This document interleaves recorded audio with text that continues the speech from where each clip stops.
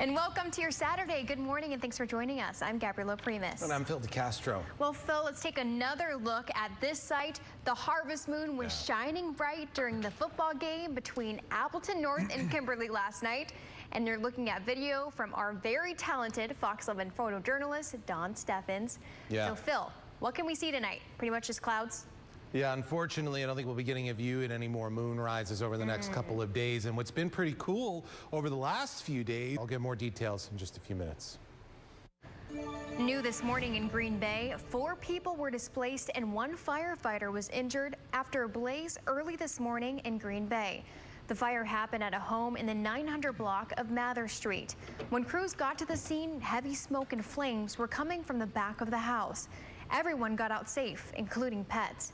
The fire caused $100,000 in damage and is under investigation. This morning, we're continuing our coverage on the death of Queen Elizabeth II. King Charles III has also been officially announced as Britain's monarch. It happened in a ceremony this morning. For the first time ever, the moment was broadcasted live. Madeline Rivera has more. King Charles III addressing his nation and the world. Americans are also remembering the iconic legacy of the Queen. New Yorkers are honoring her at a memorial set up in front of the British consulate in Manhattan. Mayor Eric Adams was also there to reflect on what the Queen meant to the world. A London resident in New York City for work felt compelled to stop at the memorial this week. Flowers, flags, and photos can be seen. One person says it's a tribute to a leader who never wavered. Her death marks the end of an era of history of the world, so I think we were lucky to have her and lucky to have her as an example of leadership. Mayor Eric Adams says the entire world is feeling the loss of someone who played a stabilizing force in our lives. The date of the Queen's funeral hasn't been announced yet, but it's expected to happen sometime in the next 2 weeks. The King also approved an order declaring the day of the funeral as a public holiday. DOJ officials are also asking a Florida judge to reconsider her first ruling. That stops government investigators from examining classified documents seized at Trump's home. Mark Meredith has the latest. Federal prosecutors say they plan to appeal a Florida judge's ruling. You're watching Fox 11 News Good Day Wisconsin with Gabriela Primus and Phil DeCastro.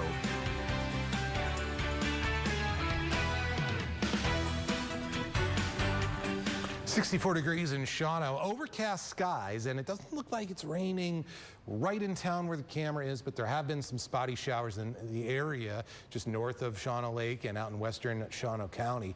Temperatures today will be getting into the low and mid 60s for highs as we see rain showers continue to increase. Today, people will take to Lambeau Field to remember the fallen firefighters on 9/11.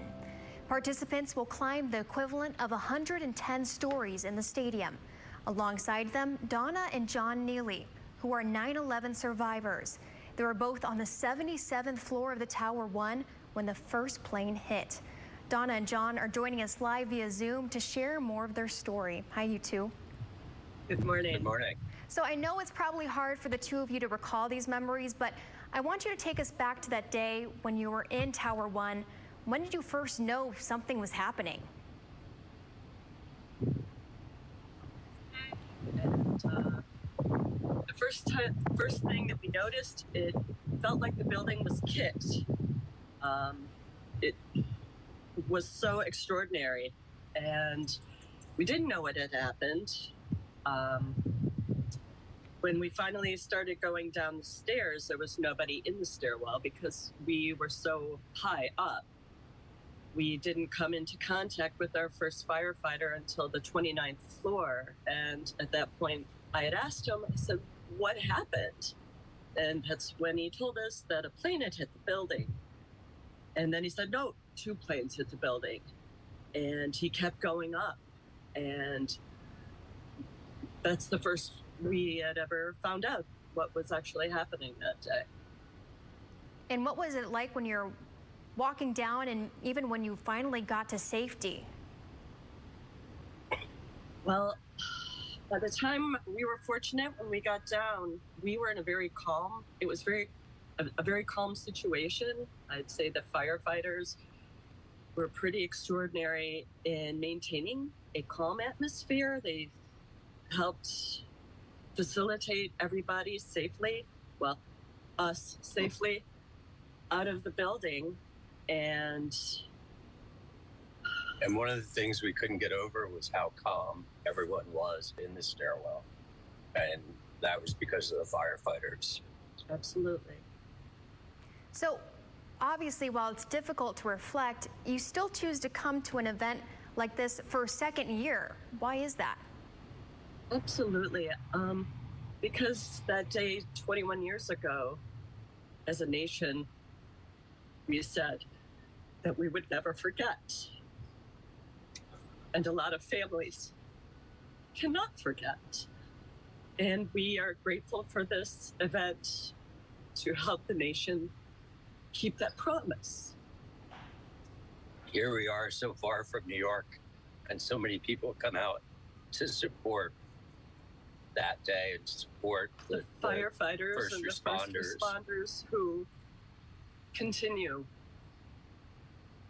helping. People just like us. You two said that when you were on the 29th floor or around there was a firefighter who passed you. Do you ever know what happened to that firefighter?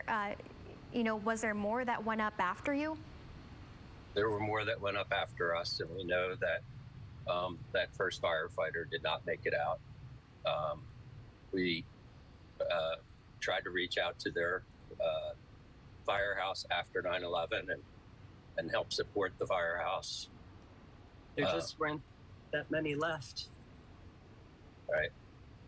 But to see them walking up the stairs with all their equipment and just not stopping. We didn't know at the time what they were headed to, but they knew. Just makes it all that more heartbreaking.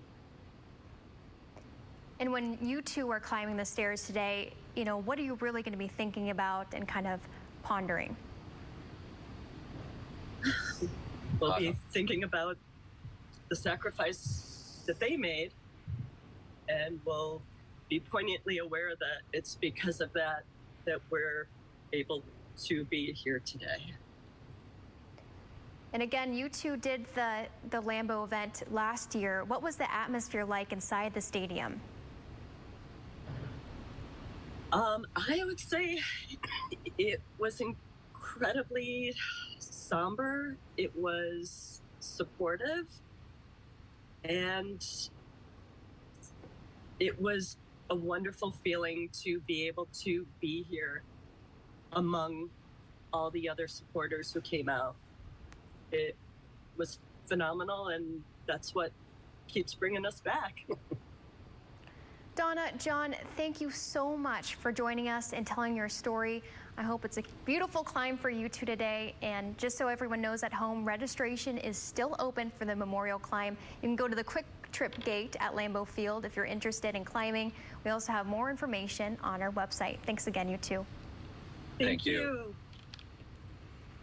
Wow, that's a really powerful story. I'm having to stop myself from tearing up. No, it really is. And, I grew up in New Jersey. I'm from the East Coast. 9/11 happened my freshman year of high school.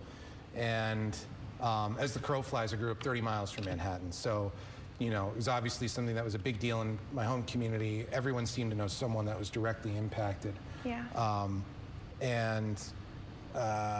It's just one of those events you remember exactly where you were when you heard about it. I was between English and science class when I heard about it.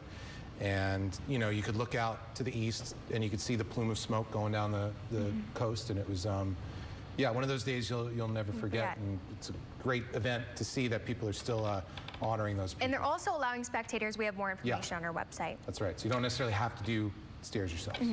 A Shawano County Wildlife Area is offering a unique experience. Yeah, people are learning about that prairie in a new way.